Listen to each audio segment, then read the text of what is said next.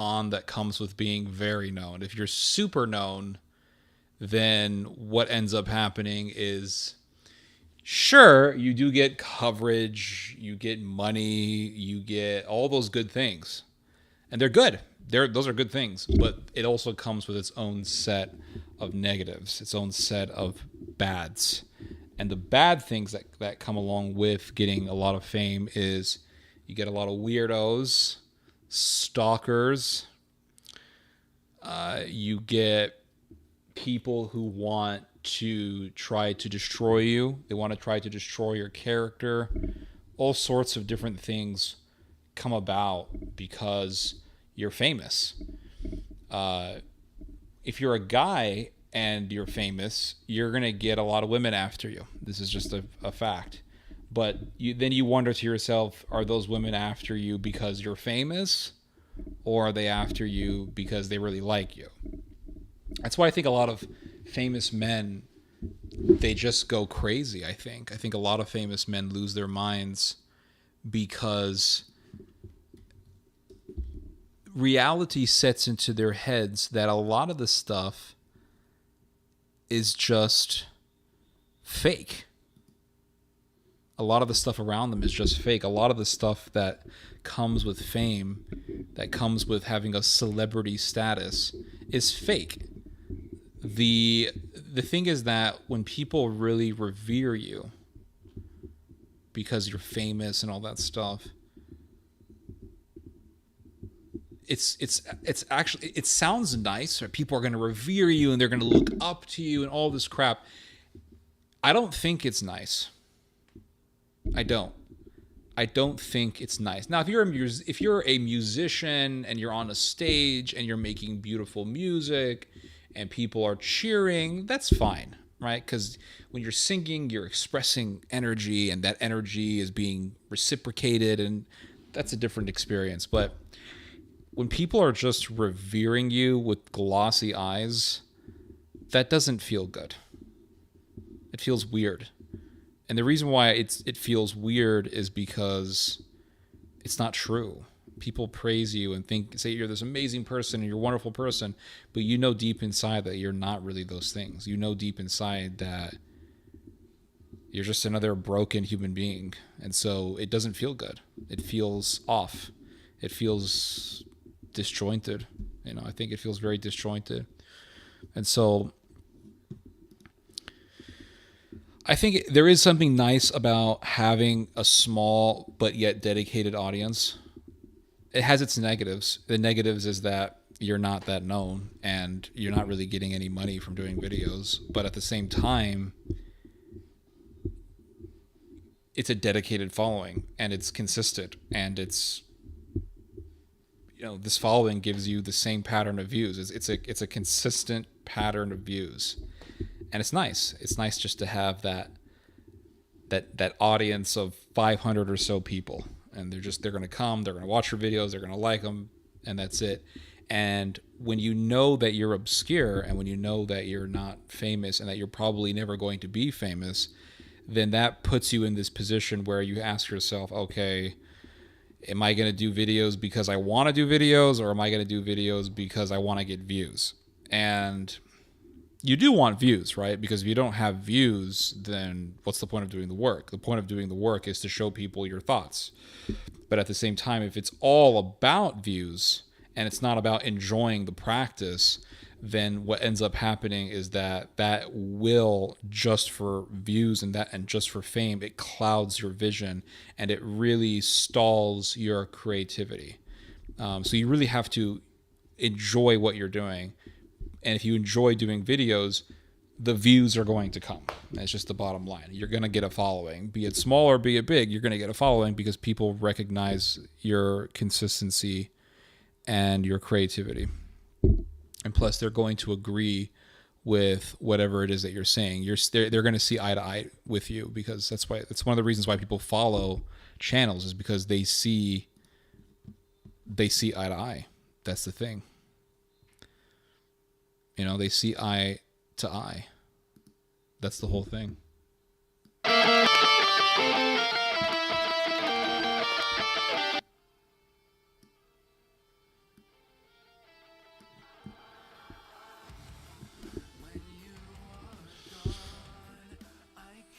make shorts.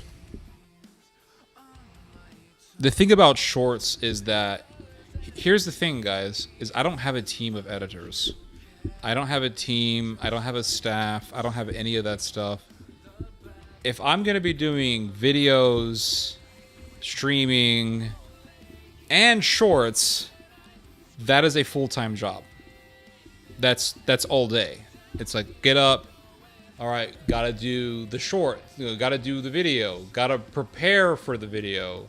Gotta prepare for the stream. Record the video. Record the stream. Then take excerpts from the stream, which I already do. Edit those excerpts. Upload those excerpts. And then you have to do and then don't forget, I also do pre-recorded videos. And those pre-recorded videos take a lot of time. Preparing, recording, editing, uploading, posting. It's a whole 5-part process, and it takes hours to do all these things. And then on top of that, okay, let's do shorts now. Oh my god, let's do the shorts. Let's sift through an entire videos looking for 30-second clips. Let's do the 30-second clips, guys. Oh my gosh, dude. I don't want to do that. That's too much work. I much prefer to do... I have my ideas. I have my observations on life, and I just want to do videos on them. That's it. I like to do videos on my ideas. That's it. I don't think they make good money, but it can give the publicity he deserves. He has so much good takes. He's better than those weird liberal Twitch streamers. Well, I really appreciate that Saintology. I really do. I really do try. But it's every day. As soon as I wake up, I mean, I feed the chickens. I do my some garden work. I come inside, and it's just the channel, the reading, the writing. It's just like hours every day. Hours every day. It's a lot of work, you know. I think I should start doing super chats. I don't know. How would I be? Am I even eligible to do them? I think I am, because I have over 1,000 subs. How to do super chats? How do I do super chats? Tap the $ on the live chat. Okay, hold on. Is this even possible?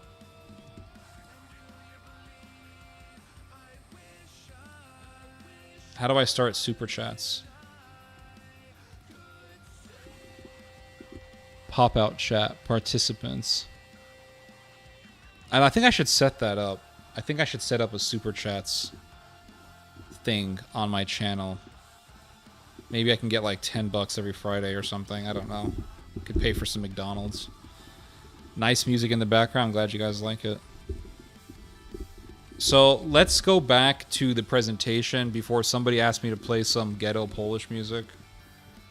Guys, I'm not going to do that again. I'm not going to be playing music videos in the middle of lectures. You got to wait for the music time. Bottom line, I made that mistake.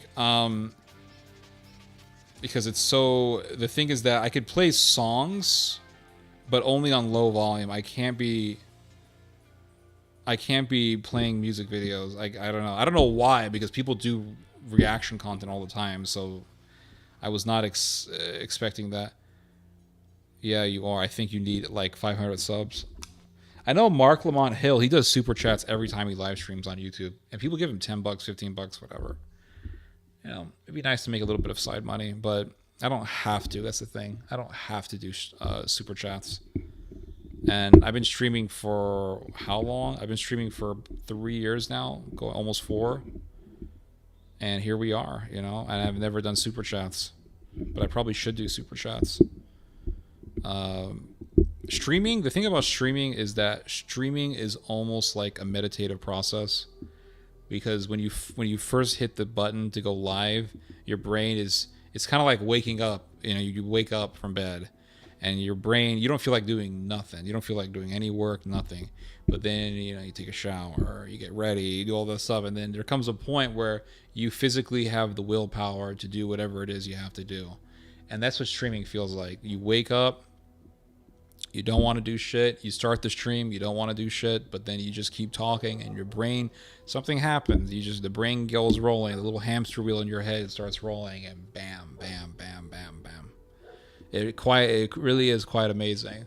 And I think to myself, all of the top. I was thinking about this. I went to a cafe a few days ago, and I was just sitting with my thoughts, which is something that I do every day. I just sit with my thoughts all the time. And I thought to myself, I thought all of the topics that I've covered in my life. I've covered so many different topics in my life. I've covered. We can talk about Islamic problems, terrorism. Talked a lot about Islam, Mormonism. I've talked a lot about Scientology, different cults, different stuff. I started writing when I was in high school. I wrote about cults and all that stuff. And over 10 years ago, I got into talking about Japan, Japanese nationalism, and the dangers of Japan, the rising of Japan, the revival of Japanese power. And I talked about this over 10 years ago, and everybody was laughing at me. Now they ain't laughing anymore. I tell you that right now. I tell you that right now. They're not laughing anymore. And now you see people on the news talking about the rise of Japan and the revival of Japanese power and Japanese militarism and Japanese nationalism. It's very fascinating to see just history unravel itself. I mean, the thing is that we are in history, everyone. We are in history. That's the thing. We are literally living in history. And so when you read a history book, here's the thing is I've read different history books for years. And one thing that I've noticed about history is that you read a history book and it's always the craziest stuff happening, right? The craziest stuff happening in 1911, 1912. You read about what was happening in China before the Japanese invaded China and how you had the nationalists on one side and the communists on the other side, and Chiang Kai-shek, or whatever his name was, and how the nationalists were butchers. I mean, they did massacres. They did horrendous. You can read about it. It's not just the communists that were doing killing. The Chinese nationalists were butchering peasants and doing all sorts of crazy things. And the communists were fighting them, and they were fighting and killing each other. But you read about this later, that's crazy. That is insane. But the thing is that is life. Life is insane. Life is completely insane. It is. It's completely, absolutely insane. There was a French philosopher. I forgot his name. Oh my gosh. I got to look it up real quick. He was a French existential philosopher, and he talked about this. I should read the book that he in which he talked about this subject. What was his name? It wasn't Sartre. But specifically, it was Albert Camus. Pretty certain it was Albert Camus. Was it Albert Camus? Pretty certain it was Albert Camus who wrote... Yeah, it was Albert Camus. He wrote a book. He wrote about existentialism.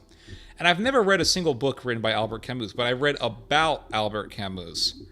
And one thing that Albert Camus stressed...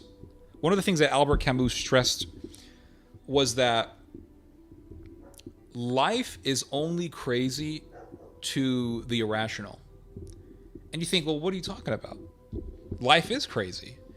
And he said that it is irrational to see life as crazy and as surreal. Well, why is that? He said, because what we consider the craziness of life is actually normal. And so we as rational people should just accept the insanity of life as normal.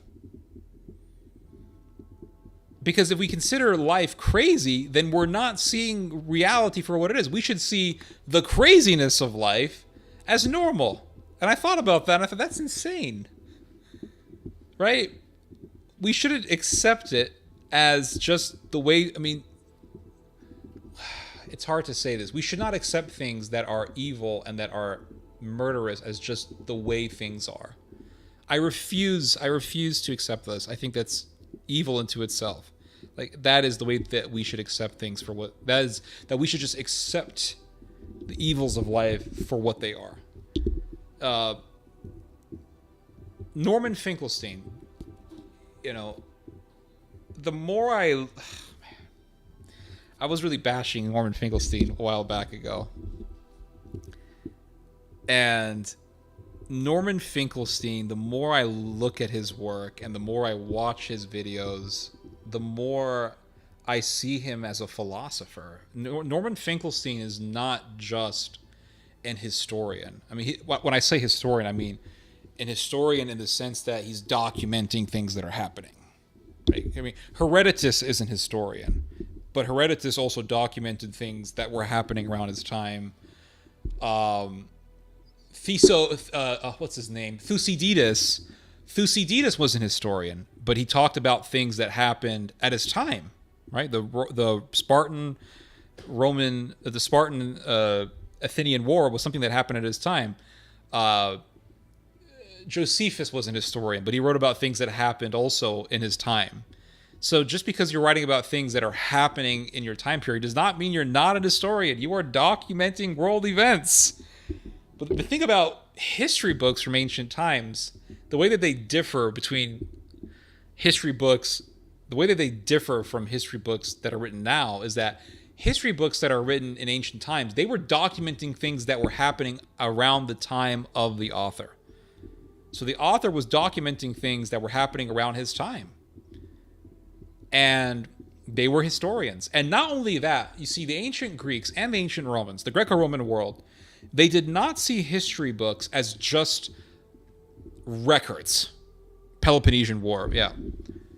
They did not see history books as just books of records. Like these are just records that documented events. And no, that's not how they saw things. They saw things as they saw historical records as things that conveyed wisdom. They conveyed wisdom. That you read history books not just for the sake of reading history, but for the sake of gaining wisdom. The sake of gaining wisdom. And for the sake of looking at what is happening around you and saying, we've been through this. We have seen this before, and then we can understand where we are going. That is the purpose of history. And there was one Greek writer, who was it? Was it Thucydides? I don't remember. But there was a Greek writer who said that the most important subject to study is history. More important than mathematics, more important than science.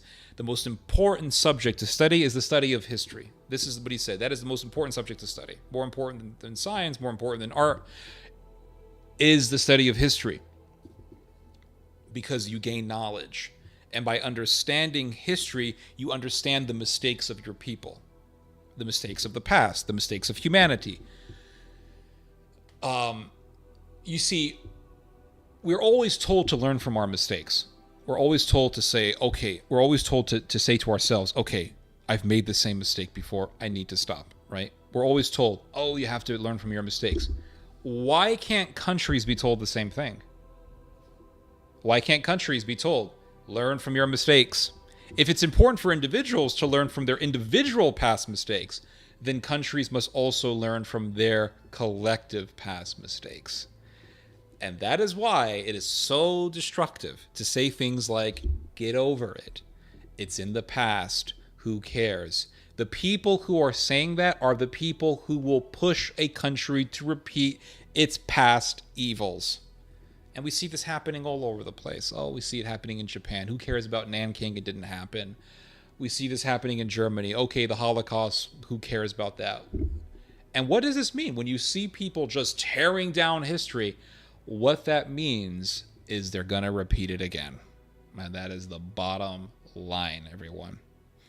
And what's interesting is, Norman Finkelstein, I'm reading his book here, Gaza, an Inquest into Its Martyrdom. Norman Finkelstein is an historian, and he believes in the philosophy of history.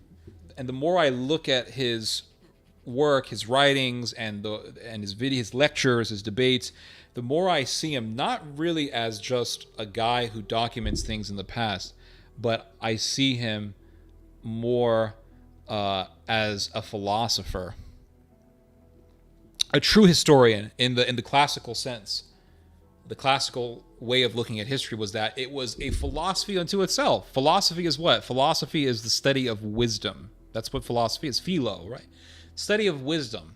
History is a philosophy. History is not just saying in 1914, some guy shot some guy and a war started. That's not. If that's all you want to focus on, then don't write history.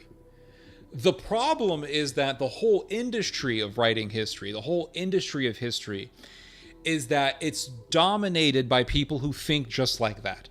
And that's why there's a comment here on the chat. Compton says, while in high school I hated history and I thought it was useless, now I'm like, damn, history is very important. And the reason why people didn't care about history in their youth is because it was not taught in a way, it was not taught in the way that it was supposed to be taught. The way that history is supposed to be taught is that it is a form of wisdom. It is a way to convey wisdom to people. It's not just, this thing happened and 19 whatever, and Germany entered Belgium, and no. You see, if I was a history teacher in a high school, the last thing I would be doing is saying, okay, guys, let's talk about something that happened in the past. No, I'll be saying, here's what happened in the past, and let's find parallels to what's happening now. Let's find parallels between what happened in the past and what's happening now. And Norman Finkelstein talks about this. He says, not in the book, but he said this in a video. He said that, I was listening to an interview of his, and he said something to the likes of, if you're going to teach history as just a way to state facts about the past, just details about the past, this happened, here's the date in which it happened, blah, blah, blah. He said, then history is pointless. Don't teach history. It's garbage. He said, the only reason that you teach history is to find parallels with what is happening now so that we do not repeat the same perdition, that we do not walk on the same road to perdition as our ancestors did. If you are not going to teach history for this purpose, then there is no point in teaching history, and that's why people see it as pointless. They see it as pointless because there is no point in just talking about the past for the sake of talking about the past. That's it. And so Finkelstein says that when he was younger, and he was in, I believe, high school, they would say, okay, compare the French Revolution to the Russian Revolution. What are the similarities? And this was an exercise. He says that this was an exercise that they would make you do as a student to get you to think about the parallels between two historical events so that you can see parallels with modern day events, present day events. You see how it works? That's the thing. That's the thing they have to keep in mind. That is the point of history, everyone. That is literally the point of history. And so the more I look at Finkelstein's work, the more I see him as a philosopher. You know, he's a philosopher. I think he sincerely is a good person. I do. I don't think he's an evil person. I think he is sincerely a decent person. He has said things that I disagree with, but I think he really does mean well. And when you read his books, there's a lot of sincerity in the work. And I can always tell when someone is writing something for the heck of it and writing something because they really believe in it. I can always tell the difference between the two.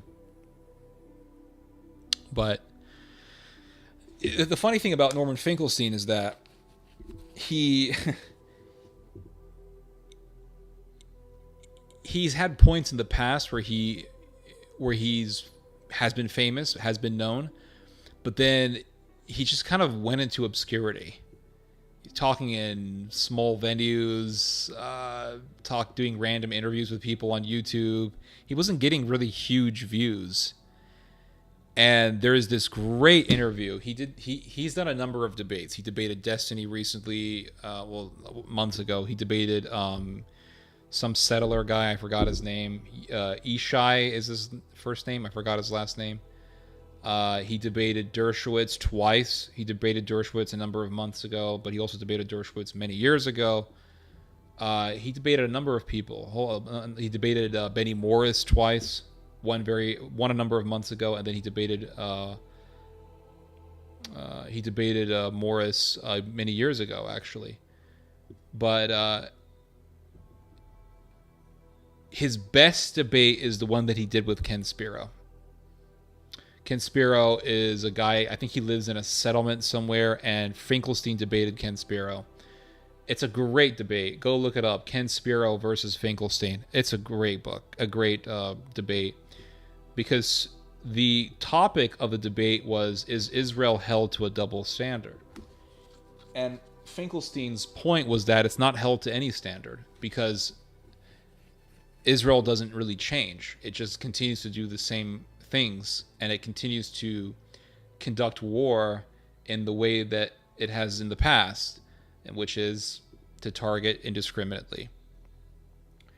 And so Finkelstein was bringing up this point, and Ken Spiro said, that's not true. This is not the topic of the debate. It is the topic of the debate. The topic of the debate is Israel held to a double standard? Ken Spiro says, yes, Israel's held to a double standard. And Finkelstein's whole point was, that's only true if Israel is doing the right thing and then being accused of not doing the right thing. But according to Finkelstein, Israel is doing the wrong thing. So it's not really held to a double standard. It's not held to any standard. Because if it's held to a double standard, that means that Israel is doing something wrong. Or that Israel is doing something right, but it's accused of doing something wrong. And Finkelstein's point was, no, Israel is doing wrong, and the accusations against Israel are true. It's not held to a double standard. It's just that the accusations, the claims made against Israel, are accurate. And Ken Spiro kept being very dismissive, which is something that Hosperists are very want of doing. They have the habit of doing this. And Finkelstein just wasn't having it. He had enough of it, and he just screamed at this guy. And I loved it when he said, people are dead, children are dead, and you sit here with your red tie and your crossed legs. It was just so funny, but you could feel his indignation. It was very real. And so it really went to show that he's not just a writer, but he's a philosopher, and he's someone who truly has indignation, sincere indignation that comes from his heart. Broken Helix, a little off topic, but I enjoyed your video about Andrew Tate. I really appreciate that. Thank you so much, Broken Helix. But Finkelstein kind of went into obscurity, and then he crawled out of his obscurity to talk about what's been going on now. And the one thing I appreciate about Finkelstein is that he doesn't care about fame. He doesn't. He does not care about fame at all. You can tell. He just comes, he talks, doesn't try to be exciting. He is what he is. He just shows his personality. And yeah, he's a fascinating character. But I think he has the right perspective when it comes to history. And that is that history must be seen as a way by which to teach wisdom.